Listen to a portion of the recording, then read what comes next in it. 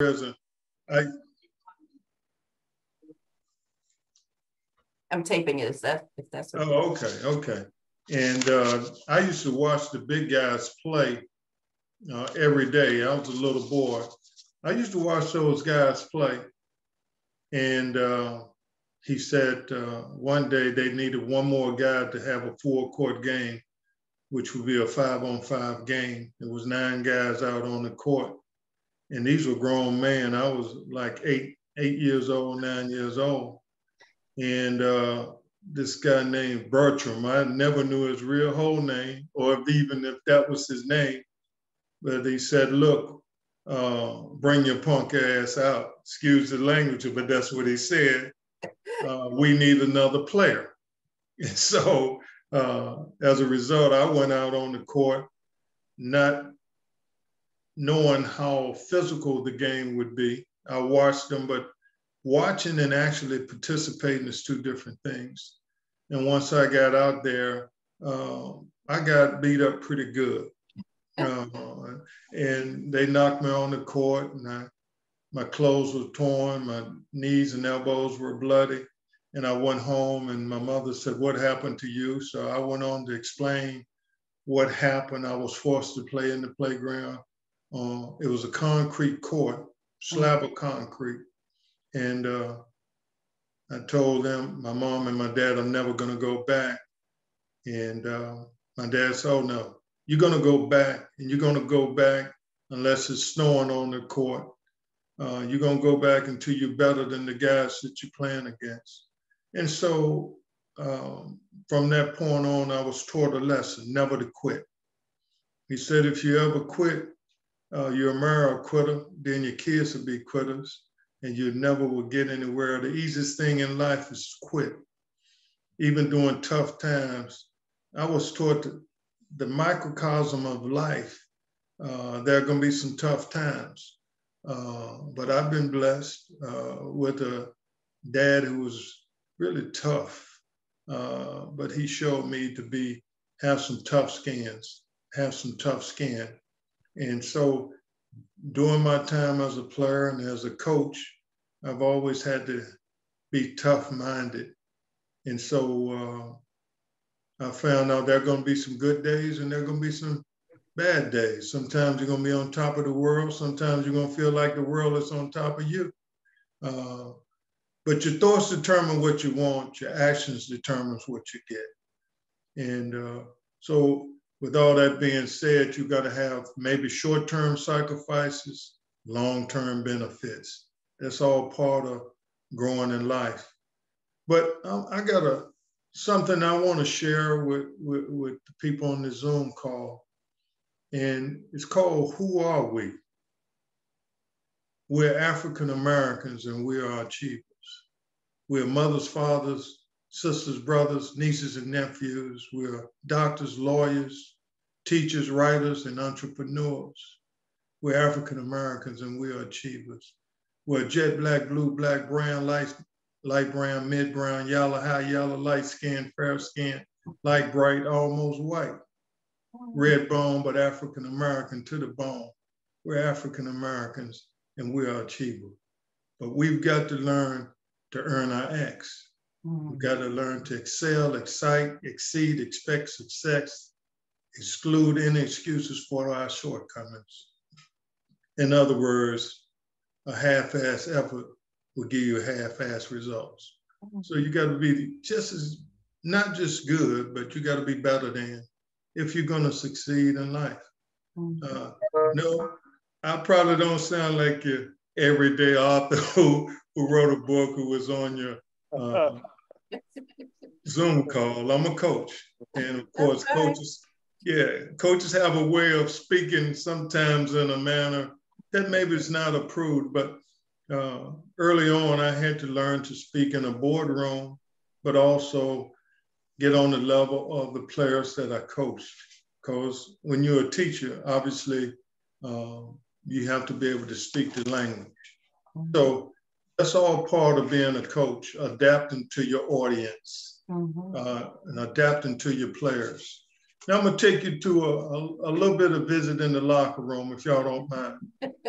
And maybe some parts of it you might like wonder what the locker room is like, especially those who haven't been in.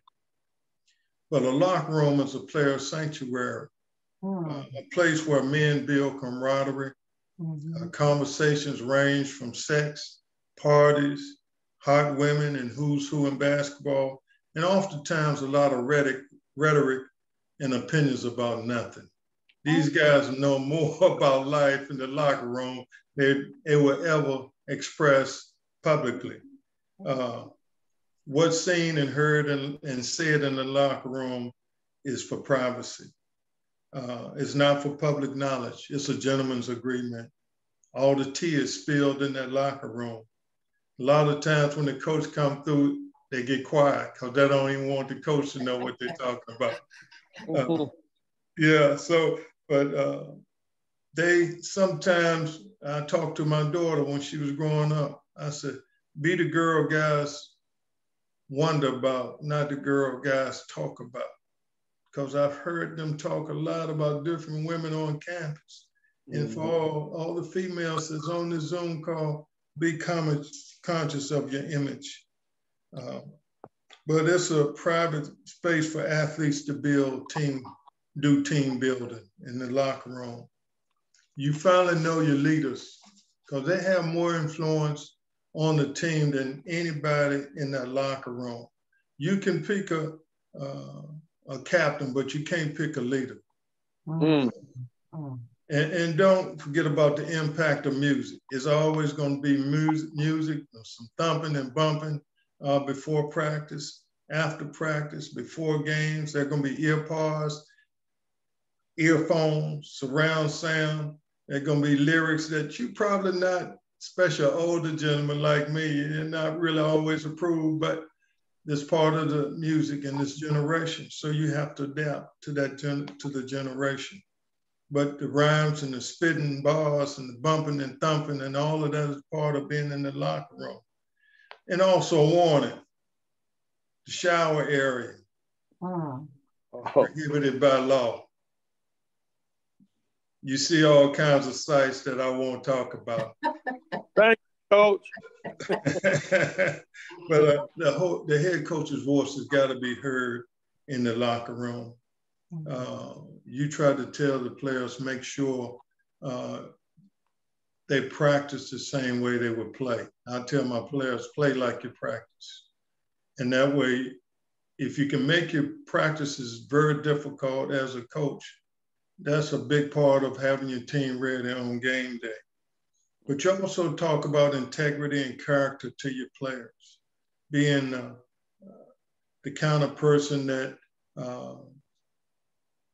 when the alumni are in the stands watching, and when you finish your eligibility, perhaps one of those folk in the stands will want to choose you as the guy they want to have as an employee. And then you talk about being a leader on your campus. Being a leader is everything as a player, as a student athlete. And we always talked about student athlete with the emphasis on being a student. Students comes first.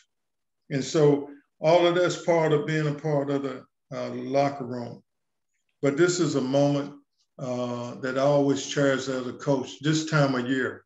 In another week or less than 7 days, teams are going to be playing. Teams are going to be jockeying for position.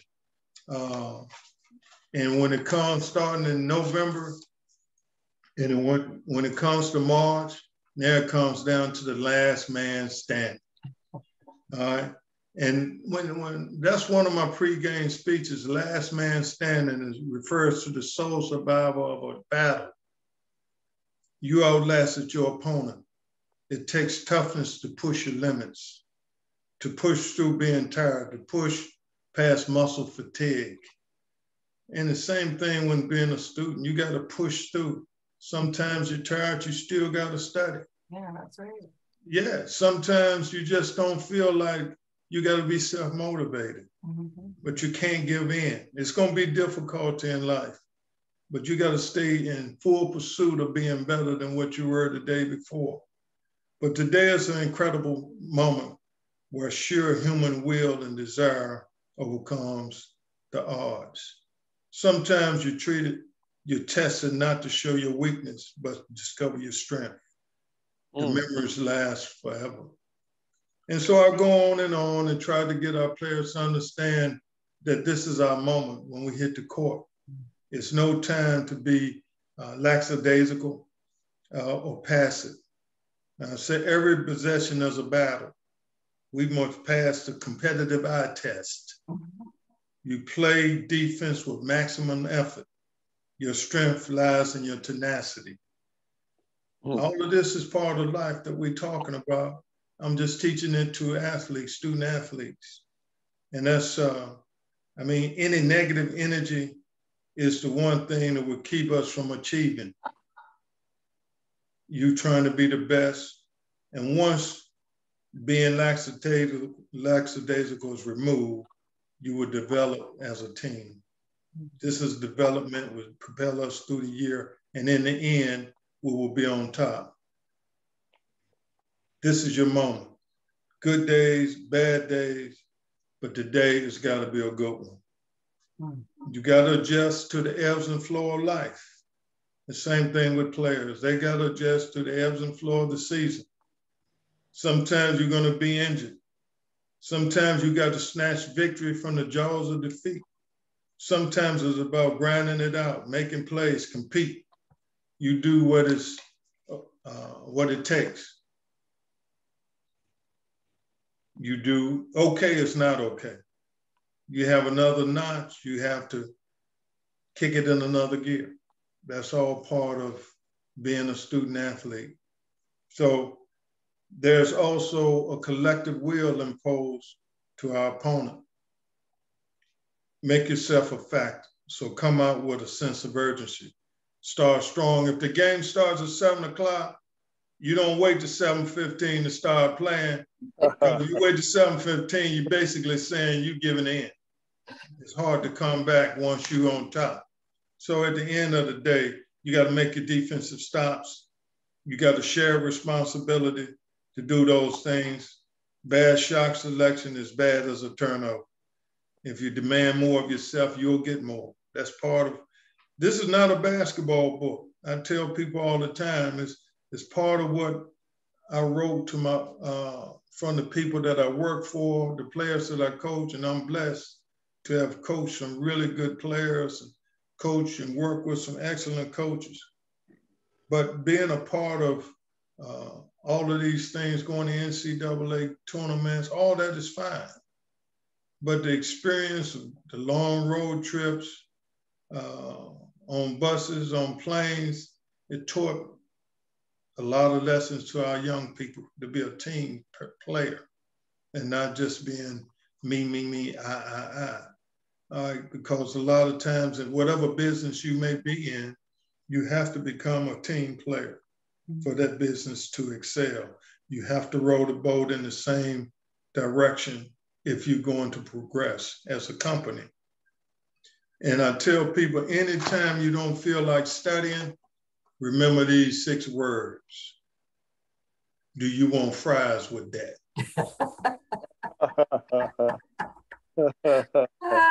Now, and me saying that, I'm saying take care of your books. And if you don't want to listen, that's on you. Because when I pull up to the intercom, you say, welcome to McDonald's, may I help you? And when I get to the window, I say, oh yeah, I remember you were on a Zoom call. You must not listen. There's nothing wrong with working at McDonald's. But if you do what you're supposed to do, well, you can own McDonald's or 2 or 3, and you can be very, very successful. And so I don't want to impress upon you having an honest living is a good thing, but you can do so much more than flipping hamburgers at McDonald's. I had a 7-foot player at McNeese State years ago, and he had so much potential. He was 7 feet, could run, could rebound, block shots. And I would tell him all the time, I said, son, if you had discipline, you'll make it in the NBA. Never had discipline, loved to party, loved to smoke weed, all those things. I said, one day you'll look back and you'll tell people what you could have, would have, should have did when you driving that taxi cab. I never seen a 7-footer drive a taxi. But at the end of the day, he did get invited to the Seattle Supersonics camp. And I'm gonna show you how bad his priorities were. They sent him an airline ticket. He never got on the plane to go work out. So he lost millions of dollars because he was not focused and he was not disciplined. I mean, he could sit on the bench and make $1.5 million, not even play much. But he would not listen, and drugs meant more to him than actually his career. And so discipline has got to be a big key, and being focused on what you're doing has got to be a big key to your life. Now, an excellent role model for all of us that's on this Zoom call is number 44, Barack Obama. Yeah. That's the greatest role model we could have. Clean cut, well-spoken, man of integrity and dignity. Okay? And the bottom line is, try to emulate someone who you know has been very successful. And Barack Obama is probably one of the best role models we could have. So I've got so many stories I could share on this Zoom call, but obviously we're running out of time. Well, Coach, can I ask a question, Coach? Yeah, absolutely. Coach, I'm familiar with your record mainly at one particular school in Beaumont, Texas, but one thing that I always felt it was understated about your work and your record there was how you graduated so many players, and many of them coming from economically disadvantaged backgrounds, underserved neighborhoods. I remember decades earlier, I used to see players come through there, great players, excellent players, but they use up their eligibility and wouldn't graduate. I love to hear how you were able to break through that mentality and consistently motivate those young men beyond just a basketball court, but getting their education, their degrees. That's a good question. I'm glad you asked, because one of the statistics that I'm most proud of, we graduated 100% of our student athletes that exhausted their eligibility. Wow. It wasn't just me though. I had assistant coaches. We'd walk them to class. We'd knock on doors, banging, making sure they went to class. We'll walk them to class. We had study hall that we'd had Sunday through Fridays. We even had study hall on the road when we travel, or if we were on a long bus trip, we had study hall in the back of the bus. Those guys didn't want to be a statistic. They did not want to be the first guy not to get their degree. So we developed a culture there, and my assistant coaches really had a lot to do with it. It just wasn't me. It was just my assistant coaches, our academic advisors. I'm an old school guy. Maybe guys wouldn't want to do the things I would tell them or ask them to do. I remember my first job at University of New Orleans. It was like Lampoon Vacation. Guys sleeping in, wasn't going to class. First time I told one of my assistant coaches, the first time a guy skipped class, I'm gonna send a message. And so we came up as a coaching staff called 6 at 6. 6 at 6 meant you run 6 miles at 6 o'clock in the morning. So I would get them, my assistant coaches would get them up. All the coaches would be at the track. My first coaching job, we didn't have a track. I was in New Orleans, so I'd run them back on the lakefront, and I have them have their books in a backpack on their back, and they running with the books on. And it only took one. They went back and told the other players, and I never had guys quit going to class anymore after that. But old school. But I cared about them as a person as much as I did as basketball players. Yes. Well, it had to be a lot of caring and commitment to have a record of 100% of those players. They may have exhausted their eligibility, but they finished what they started. And many of them being first members of their family to go to school. And I always felt that was very remarkable in your career. A big reason why I recommended you to Miss Brumfield, because, Tech Tuesdays at Prairie View, and there's a lot of young men and women at Prairie View who come from similar backgrounds, and they face adversity, different ways, different kind of ways, but still the mental toughness and determination and discipline and commitment that you have motivated so many students to achieve is just remarkable. And I'm sorry, it was supposed to be a question. Well, I have one. There's in your book, there's so many different statements that you made, some euphemisms. But this one, you've got to have backbone, not a wishbone. Got to have backbone, but not wishbone? Yeah. Well, so many times we expect things to happen because that's what we wish.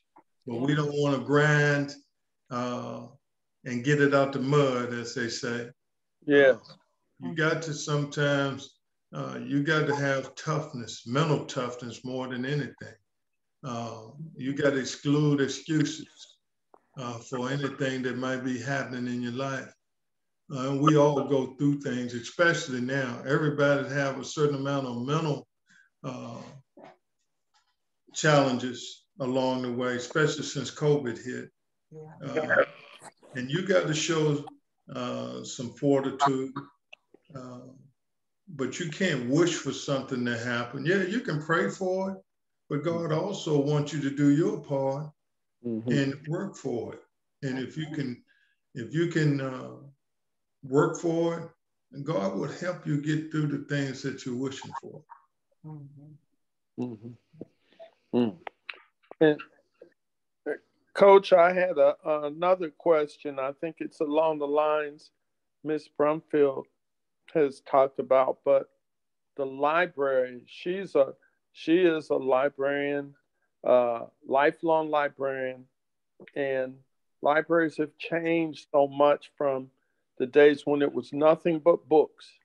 But now you got books, you got computers, you got all these various technology to help you.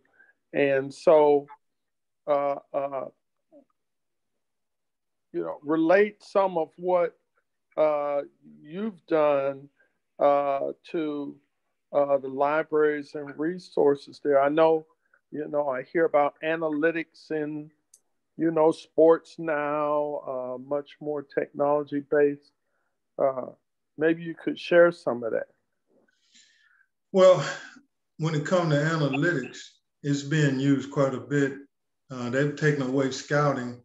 They got like computer nerds at the games working on the different data.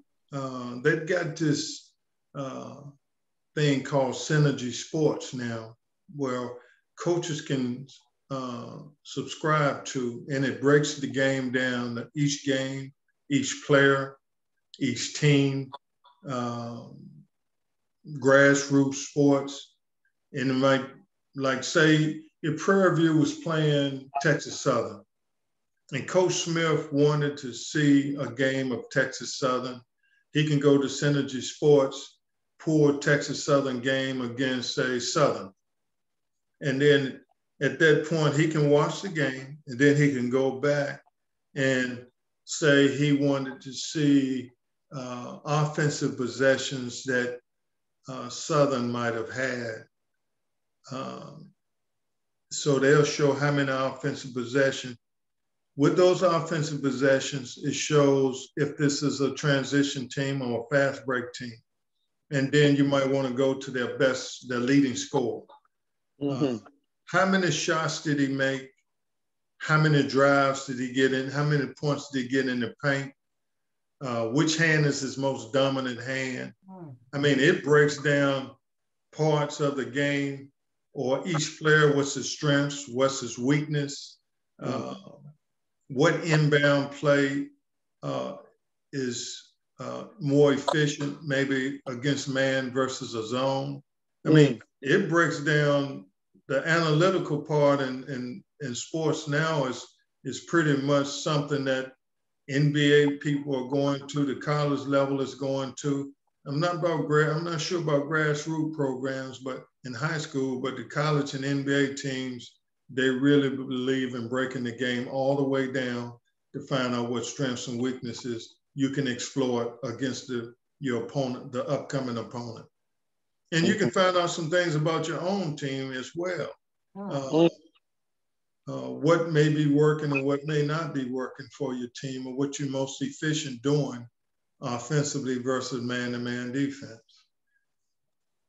But it's more of a systematic computational analysis and data and statistics of a team. It helps you discover and interpret and communicate in a meaningful pattern in data. That's basically what it does. That's really interesting. Yeah, I have to look that up. Well, Coach Price, thank you for your time. And this was really, really, I learned so much, and I just enjoy hearing you talk. Thank you. Yeah, and I really did enjoy the book, and we will do our best to promote it. Again, thank you. And let me know if there's anything that we can do, and what the library can do. Thank you. Thank you for having me. And I will be giving you guys a call when I come to a Prairie View for sure.